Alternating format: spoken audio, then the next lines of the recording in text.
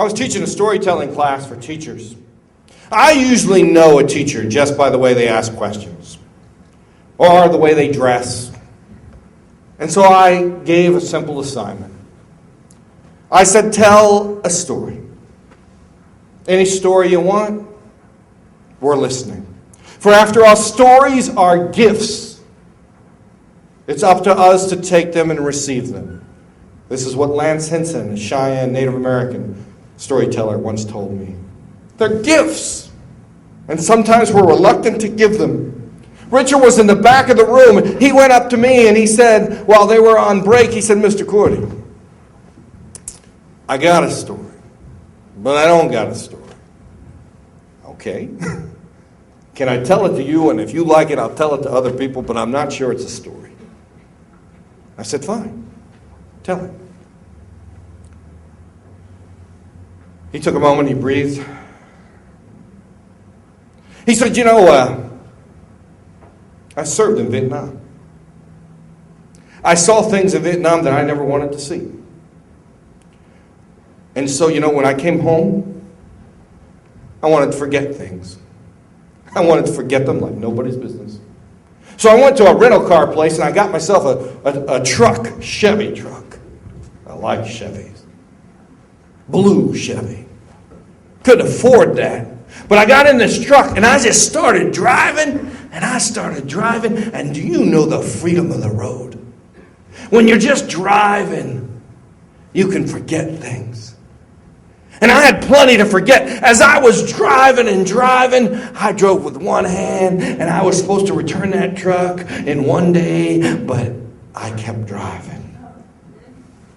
I drove past state lines. I drove for a week. I drove for a month. I drove for 6 months. I was at a flea bag hotel when I got a knock on the door about 3 in the morning. I opened the door. There were 2 uniformed policemen.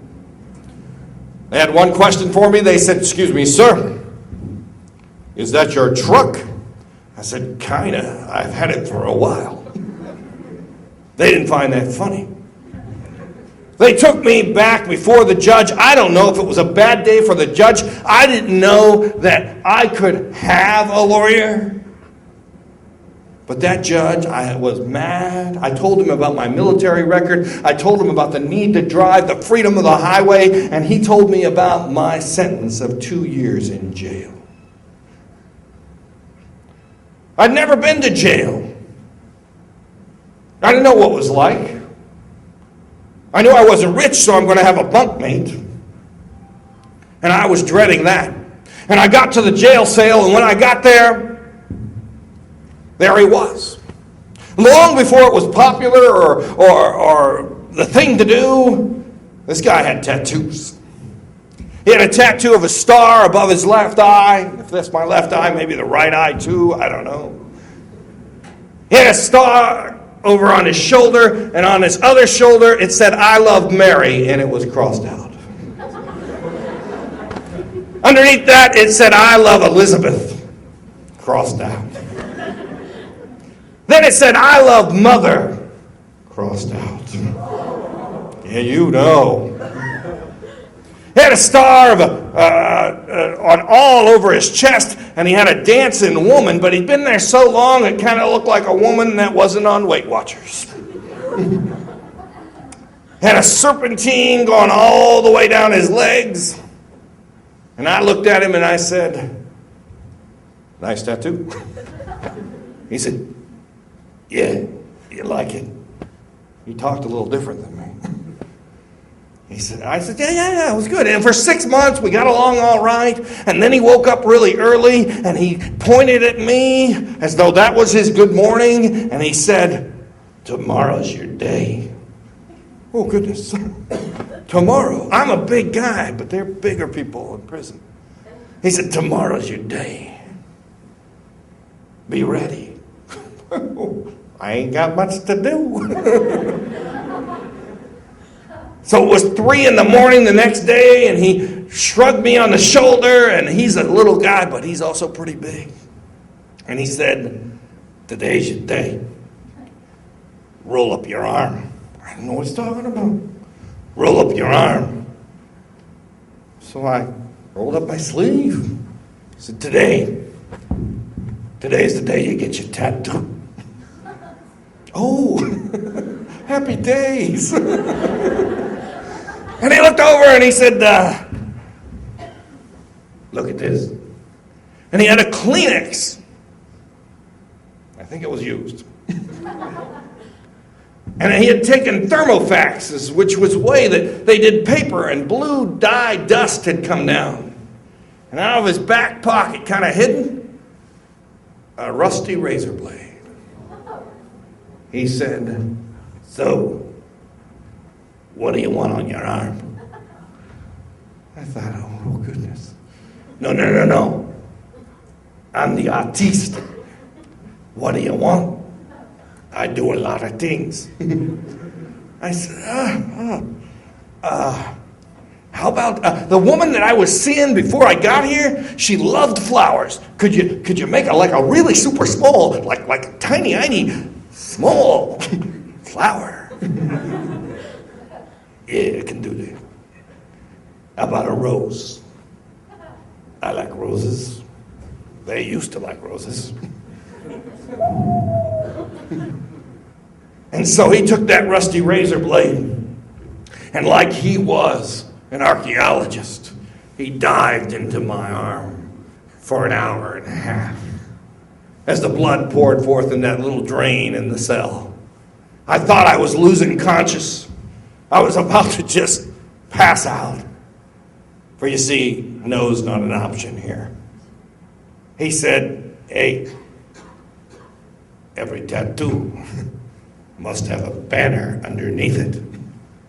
What? Yeah. And for another hour, he continued his dig. And then he said, so, what's that woman's name? And I was really glad it wasn't Catherine Ann Sue Marie. What's her name?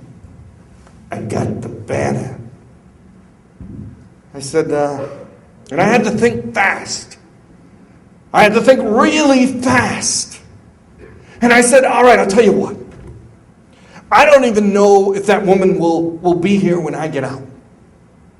How about we leave it blank?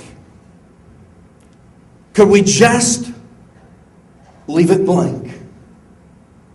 I don't know if I can trust her. He said, I don't really trust women either. I guess it's all right. But if you change your mind, oh, thanks. I'll take you up on that. If you change your mind, I'm here. I got out 6 months early. Good behavior. And sure enough, she was there. And she waited for me. She had roses, ironically enough. And it was the California sun. And I had my shirt off. And she saw that tattoo. She said, with the innocence that she can say, so, what's the story? And I began to tell her the story, and I began to remember all that blood dripping down, and the banner. And after I told that whole story, she looked over and she said, so, are you going to put my name on that banner? I had to think fast. All I could remember was a rusty razor blade and pain. And I said, honey, there are many things that I love. I love you. I want to marry you. I will marry you. I love the fact that I have chosen to be a leader in my community. That I am helping other people make good decisions. I don't love that time. I don't love being in prison. And you know, it's not a time I want to remember. So for now, could we just leave it blank? Could we just leave it blank? And I asked Richard the question that all storytellers get, and often we don't. We always know how to answer, but I said, Richard, is that story true? But at the same time that I was asking, he was rolling up his arm, and I noticed that there was a blue rose tattoo, and underneath it was a banner that remains blank to this very day.